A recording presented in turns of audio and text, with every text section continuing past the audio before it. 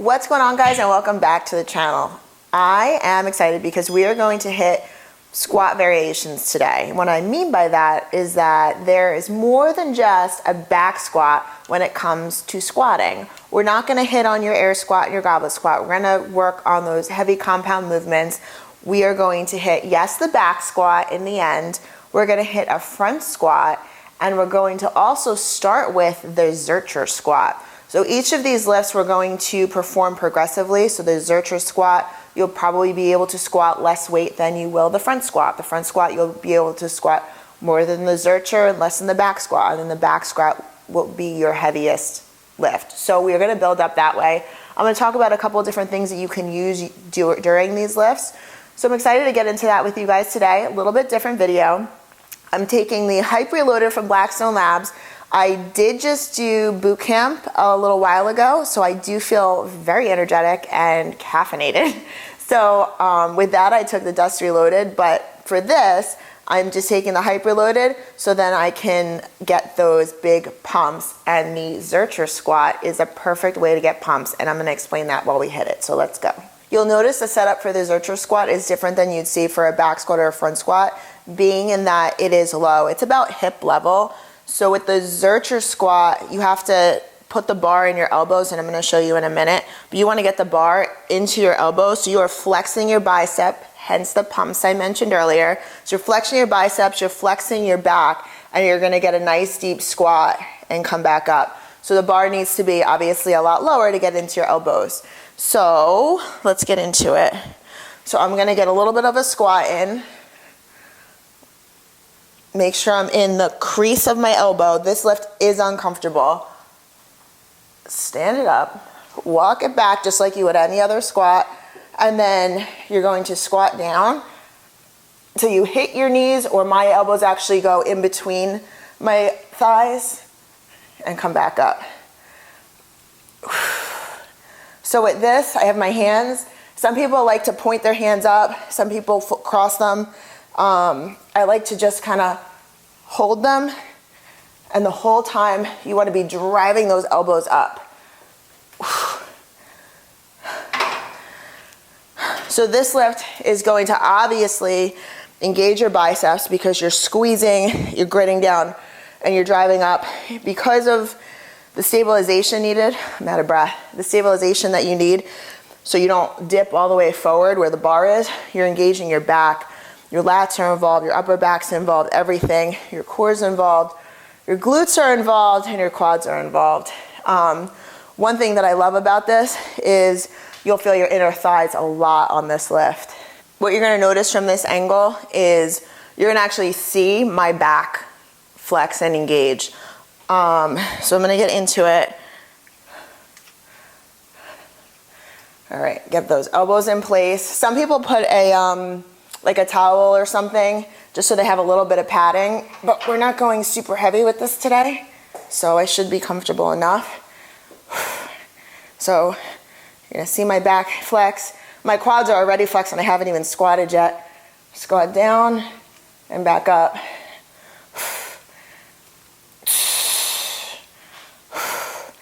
There it is.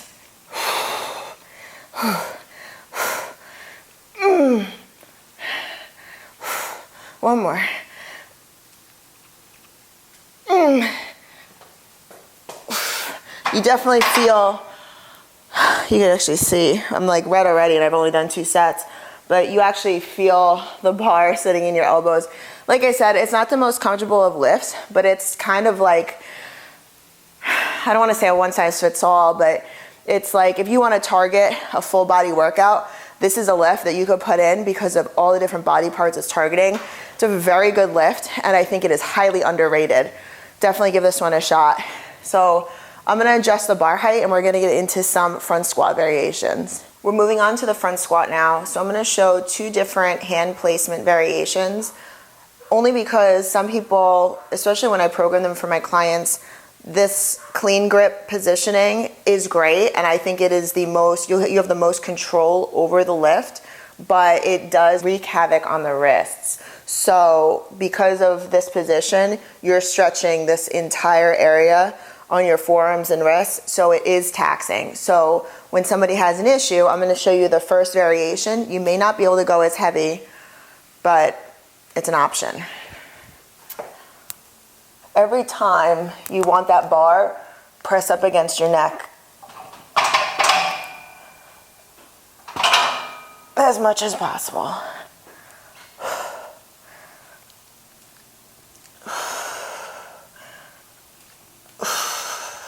One more. So with this, I feel like the bar rolls a little bit, but I'm going to show you the other variation right now. Just kind of jump right in. So with this is going to be the clean grip. So the bar's up against my neck. My hands are able to keep it pushed against my neck. Yes, I feel like I'm being choked a little bit, but the bar is over my center of gravity, and we're down and up. You don't have to have your entire hand out, like my pinkies kind of fall out, but it's a great squat variation. Let's walk it in.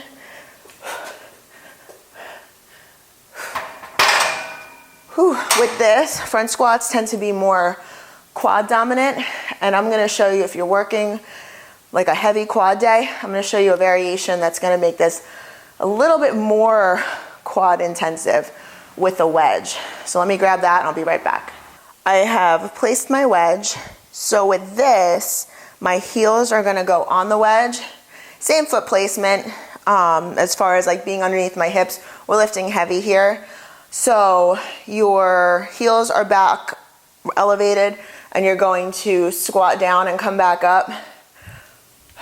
I find that you squat a little bit lower with a wedge. I think it's just the shifting of your weight, but we're gonna add the bar now.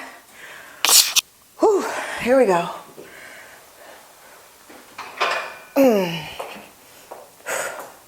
All right, so I am comfortably set on the wedge, feet outside my hips. Squat down and back up. Whew. 3.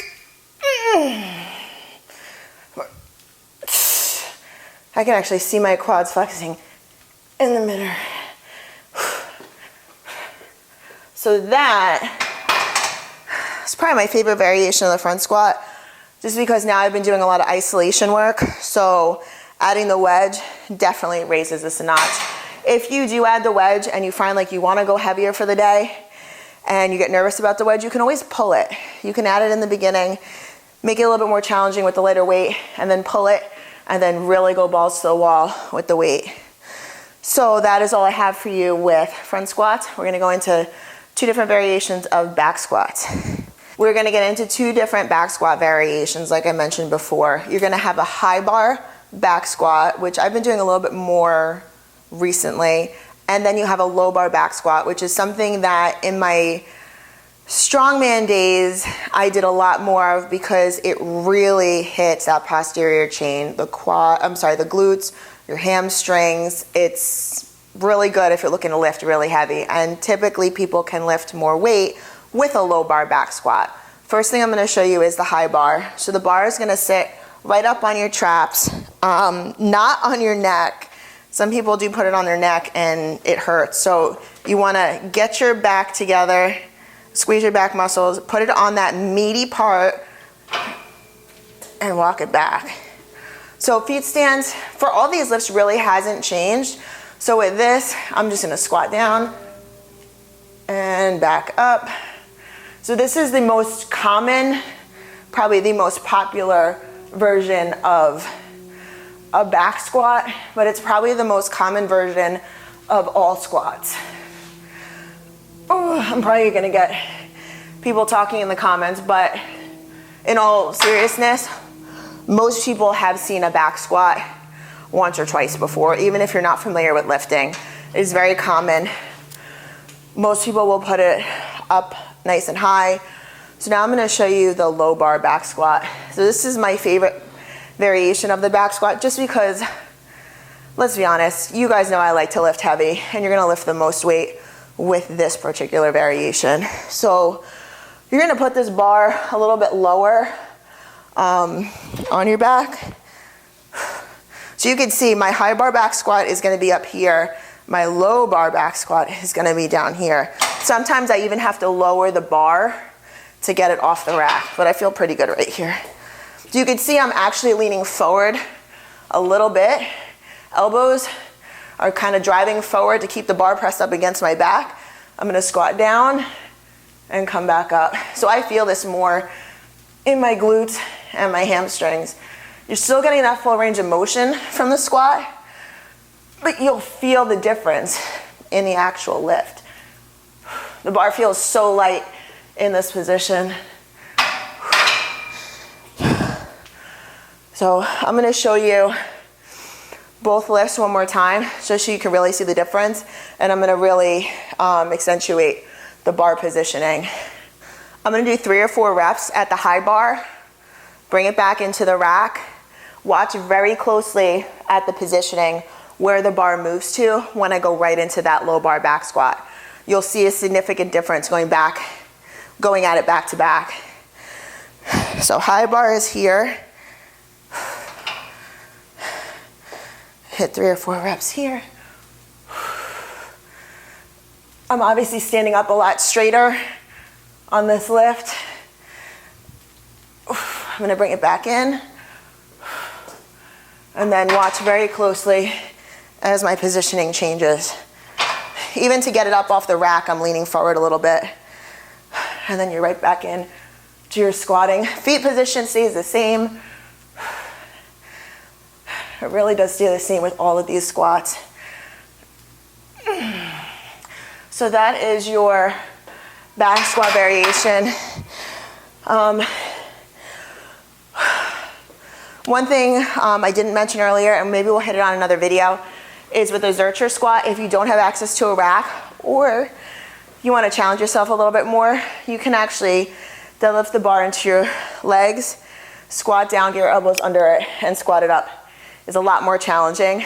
We're taking it from the rack today, so it didn't really make sense to show you that, but that is another variation of a Zercher squat. But we've hit a couple different variations of each type of squat and 3 different types of squats.